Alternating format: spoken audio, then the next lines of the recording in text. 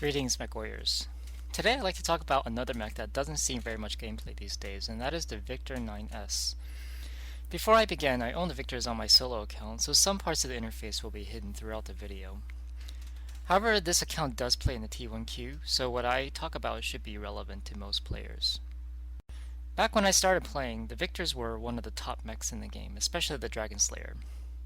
Unfortunately, since the clan introduction, the Victors as a whole have been relegated to being mid to low tier mechs.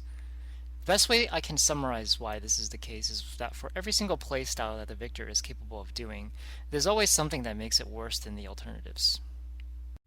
Let's start with the old role that the Victor excelled in, which was pop-tarting with a build such as what you see here.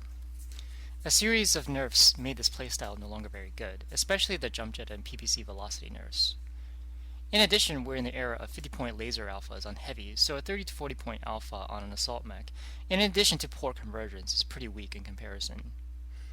It can still be fun to play, but perhaps maybe not the best choice if you want to contribute the most you can to a match. On a side note, I think it's interesting that PGI still seems to believe that the Victor should be played as a Pop-Tart, since they gave it leg structure quirks to absorb fall damage and no other structure quirks anywhere else. Next, we can visit the role of a frontline assault mech that wins trades, and without a question, that's simply not a role that the Victor can play well in. In my peaking effectively video, I explained the importance of not just alpha size, but alphas at the mid-range when peaking. In order to get a respectable alpha size out at the mid-range, you must use both the laser and ballistic hardpoints, which are located on the arms. This exposes the entire width of the mech, which results in a great deal of exposure time. Neither can you really shield return fire since the arms are what holds your weapons. I don't really want to show a build for this because there's really no viable builds for this playstyle. For mechs with low and wide hardpoints, a flanker or skirmisher role can work. But even in this case, I'd much rather prefer a laser boat like the awesome 9M or Zeus 9S at the 80-ton weight class. In those cases, the lasers are much more accurate than the Victor's laser and ballistic combination, and puts out higher burst DPS.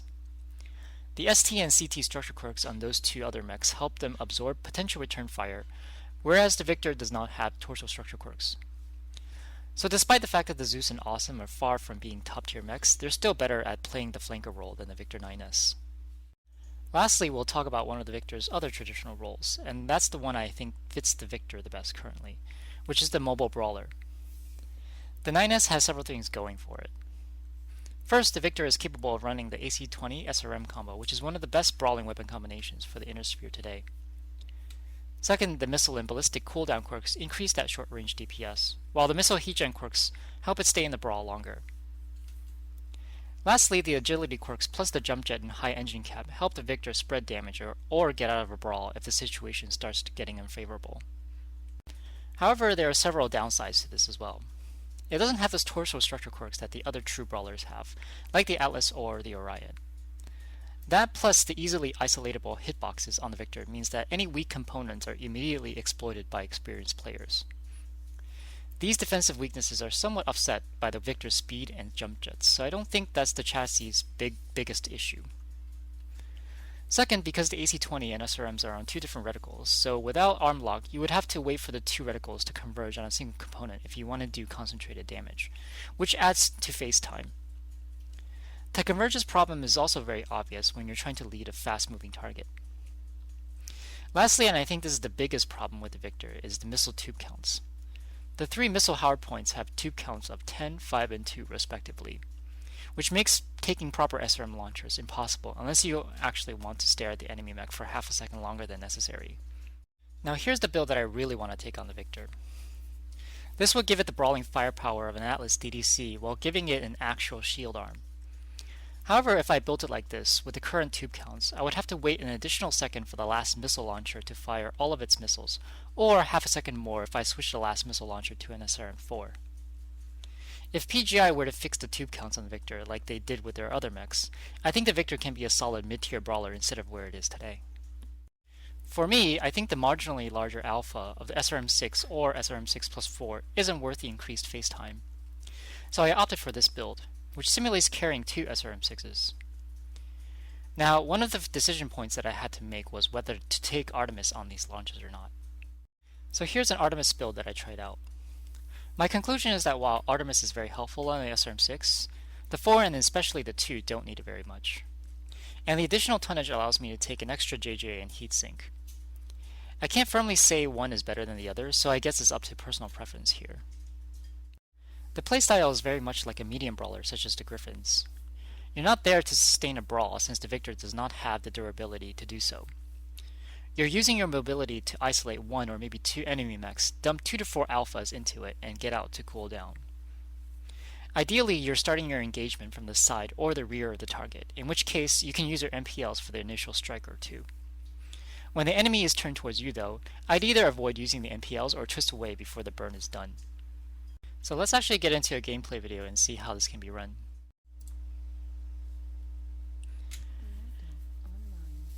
And we're on Mining Collective, which is one of the better brawling maps in MWO.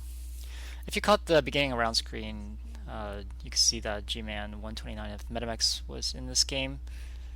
So when you have a top tier player like this in a game, you can expect to have a pretty decent match. Now, mining's one of the better brawling maps in MWO, and along with Viridian Bog, and even Canyon sometimes can be really good for JJ brawlers because those jump jets can get you into good brawling situations, potentially isolating mechs, snipers, who are out of position. So right now we're moving towards the center of the map, and you can see we have teammates moving down the D line here, and having them kind of, scout that D line shows us that there's nothing right there on top of the platform, so we can actually safely go up there. If they weren't there, I wouldn't feel as comfortable going up. They're getting stopped, so that means they're seeing something over there. And indeed, we do see a blip at Delta 3. We're starting to get seismic and multiple seismics. So we're kind of wondering what's there at Delta 3. We have a pretty good attack angle, but we need to see where exactly people are, so we're dropping a UAV there. You can see one of our guys is isolated at Echo 3. He's pretty far away from any kind of support, so he seems like he's going to get pushed on by the enemy team.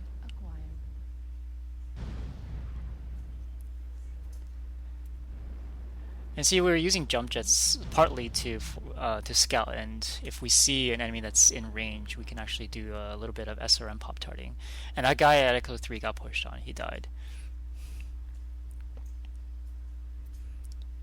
So yeah, actually you can do especially with like the multiple jump jets, 2 jump jets, you can do like this SRM, AC-20 SRM pop tarting. That's very much like what the Griffin can do. We're getting LRM, so we're getting into cover, but I'm still getting LRM'd here, so that must mean I'm getting spotted from somewhere, or like this UAV that I can't see, so I'm moving out of the way.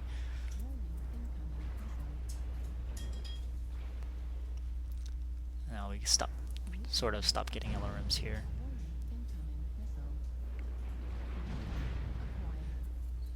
Okay, I didn't get enough lift on that shot to get my AC-20 off, but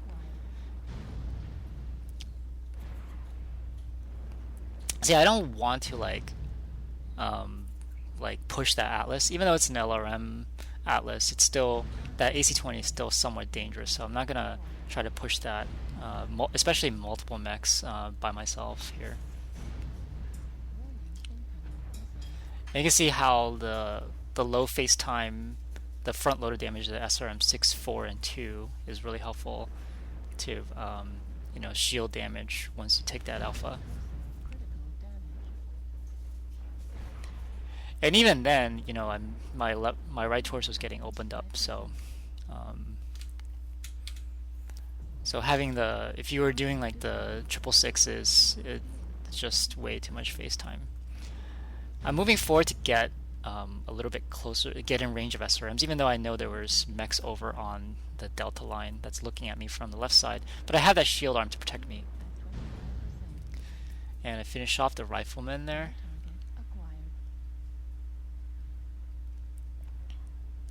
So you can see how the jump jets are really coming into play here. and as well as overall mobility.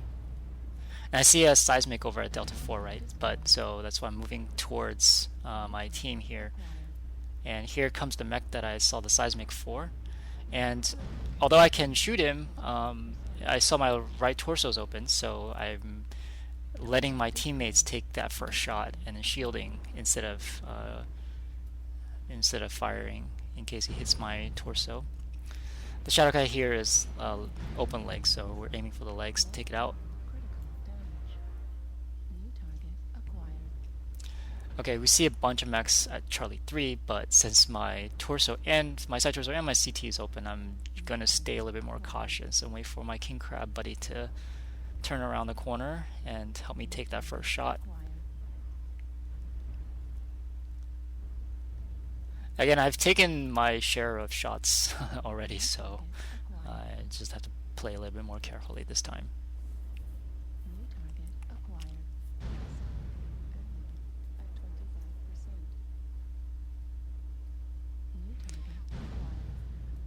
Here, staying mobile allows us to get these back shots.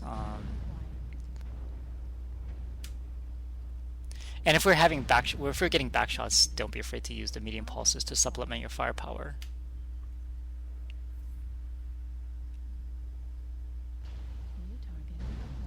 Again, just getting these like side and back shots.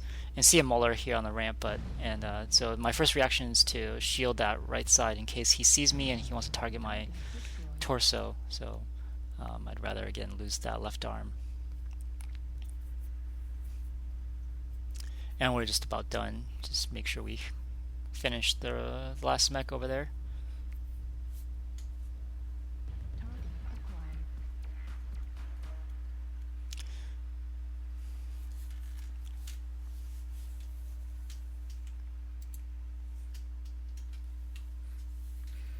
Close match, we won, and this should be a little bit higher than average damage game. So as I mentioned, this was a higher than average performance match, but it gives you an idea of what the VTR-9S can do in the right map and the right situation, as well as both its strengths and weaknesses. If you have the right expectations for the Victor when you play it, it can be quite enjoyable. Well, I hope you have enjoyed this guide and leave your comments below. Make sure to subscribe for more guides and gameplay videos, and see you next time.